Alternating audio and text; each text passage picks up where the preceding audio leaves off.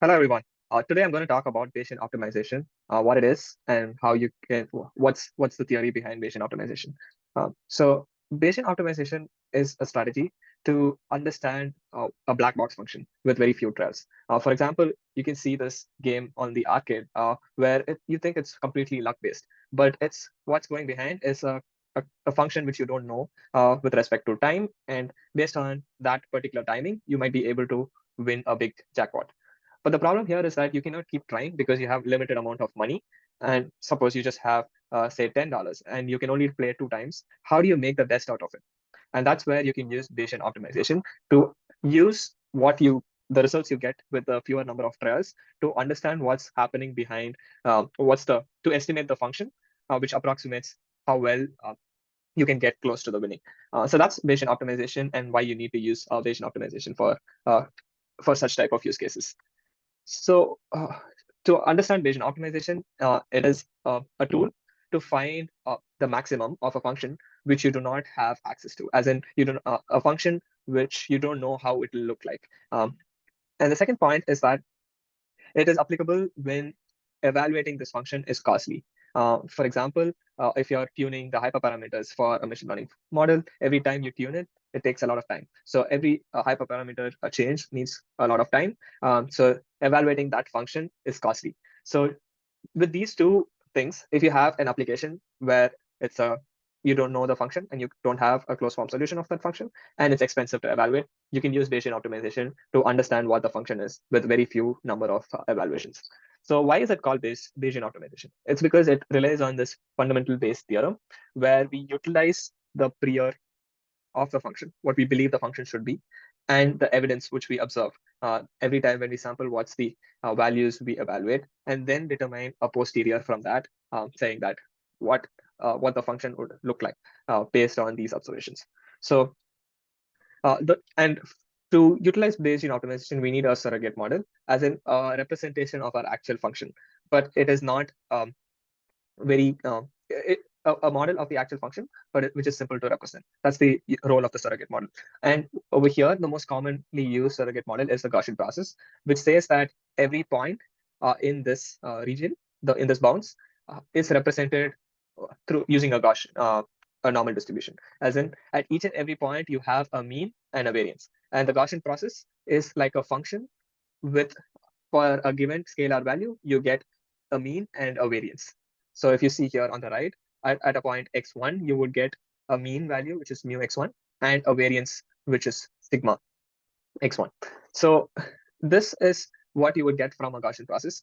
And so this blue region, what you can see here is all the possible functions which are acceptable to what we think the function can be. And the black line represents the mean, which is the optimal guess of our function which we're trying to approximate. And this Gaussian process requires a covariance function because that is the tool which is used to correlate between any given points in this whole search bounds. So for example, if you want to incorporate the a prior saying that it is a continuous function, we can use a squared exponential function where we say that say 2 points like x1 and x2, here I've represented as in terms of k, how much they correlate with each other. So if we take the same point as in x1 and x1, you would get the covariance as 0, as 1. So that's how this covariance function works. And it's mostly to embed the meaning that it is a continuous function. Any 2 points which are closer together are closely correlated compared to any 2 points which are further away. So that's a use of the covariance function. And here we use square exponential function, which is most widely used covariance function. And now that we have a Gaussian process and a covariance function, the next step is to understand that when we sample a new point, whenever we evaluate a function at a new value, we need to update this Gaussian process to represent more closely to the actual function we're trying to evaluate. And that is done through Gaussian process regression, for which the formula is given here. What it's trying to do is that if we have an evaluation at time t equals to 1 here, and then we evaluate at a new point at time t equals to 2 here, you can see the blue line, which is the approximated mean, and the red line, the function which you're trying to approximate. It gets more closer to each other, as in it starts to represent more closely to the actual dotted red line as we evaluate new points. And that's what this formulation is helping us to do. Every time we evaluate a new point, we utilize the values which are derived from that new evaluation into this function, into this variance function formula, and then that gives us a mean and variance at each and every point, which you can see here.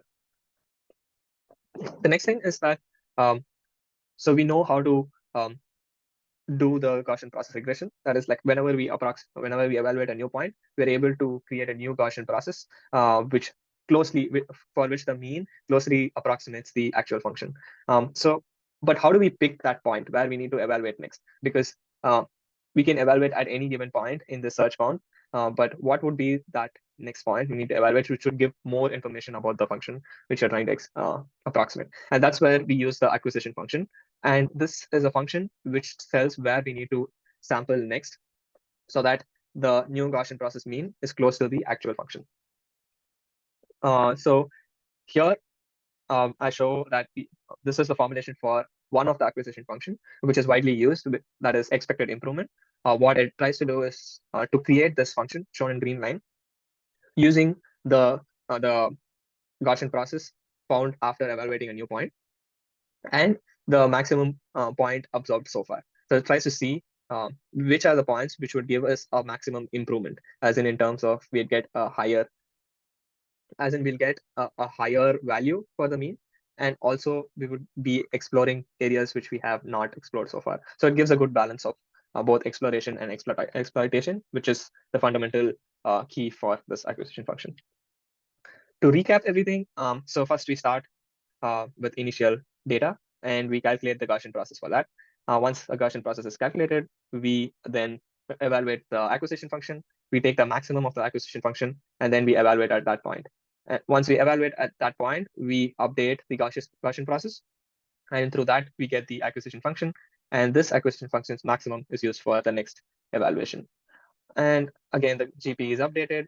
We get the acquisition function from that, take the maximum, and so on. So this goes on for the number of iterations we have defined, and this is taken based on the time budget you have. And so you can see that at the end of 6th iteration, it's able to approximate the maximum value.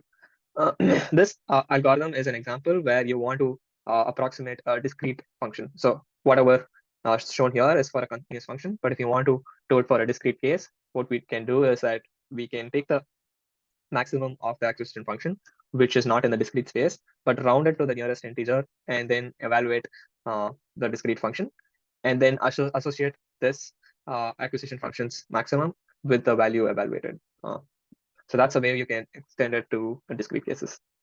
If you want to read more about this and understand how this works, you can refer to this tutorial on Bayesian optimization by Brachu, Kora, and et al.